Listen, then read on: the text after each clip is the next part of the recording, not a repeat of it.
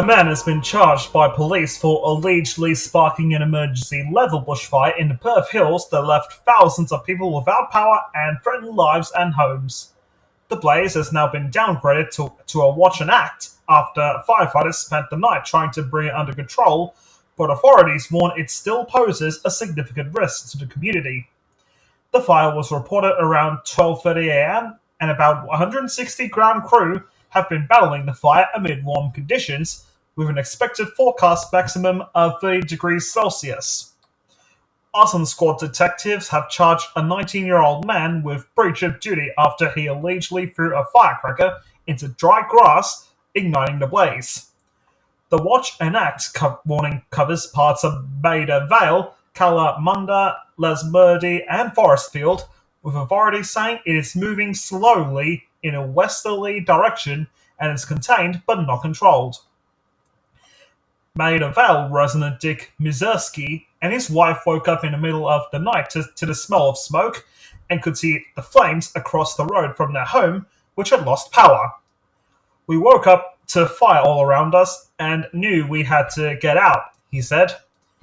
"The only thing we could do was to get two dogs. One dog wouldn't come. He was scared." Smoke had enveloped Mr. Mizerski's home and said visibility was so poor he effectively drove blind on his driveway. "It was dark and you couldn't see anything. Lights were out, fire was all around. I can't believe everything was on fire," he said. "It was just white. It was just smoke. I don't know how I did it.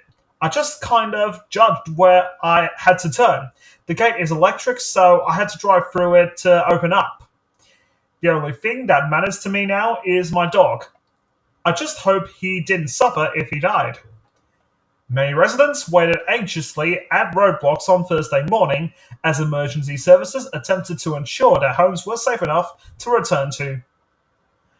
DFES Incident Controller Paul Postma said there had been unconfirmed reports of damage to fences, about outside structures, and a pool shed.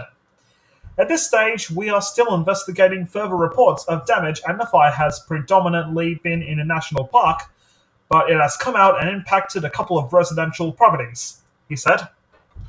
Mr. Postma said the fire still posed a significant risk to the community amid challenging weather conditions. "It's going to take us a number of hours to make sure that we get the fire controlled," he said. "The weather conditions at the moment are not conducive to us keeping the fire well and truly in the box. So we will be working very hard all day and all night to make sure we stay in control of the fire." Aerial support has been helping fire crews on the ground battle the blaze, while a contingent of firefighters from South Australia is on its way to support their WA counterparts. South Australian Country Fire Service Incident Controller Stephen Boucher said 25 firefighters and other personnel were heading to Perth and Bonington in the state's southwest. "This is a great opportunity to be deployed and support our friends and families in Western Australia," he said. "We're deploying incident management personnel, that is the overall management and coordination of an incident, but also support on the fireground. That will be firefighters doing a hands-on activity." At the height of the blaze, more than 2,000 homes and businesses lost power, but most have been restored by 9 a.m., leaving about 250 still waiting to be reconnected. Another resident, Trevor Cook, said he was ringing in the new year in Cervantes when he received a call from his daughter, who was at home in Maida Vale.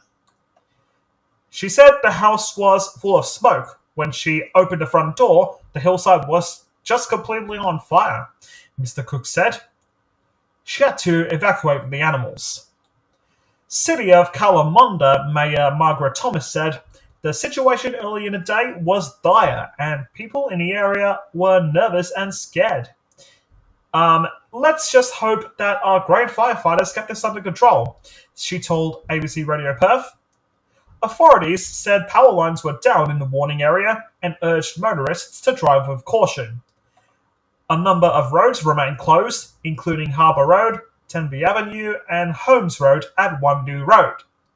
A community meeting is scheduled for 1 p.m. at the High Wycombe Community and Recreation Centre. Police said the bushfire escalated rapidly and has so far razed more than 25 hectares of bushland. The man charged over the fire is due in court later today. Now for the WA emergency information. Check the warning information and incident map on the official Emergency WA website. For emergency assistance during severe weather and floods, contact the SES on 131 500. If your life is in danger, call 000. Check if roads are closed on the Main Roads WA website. Report any power outages to Western Power or Horizon Power.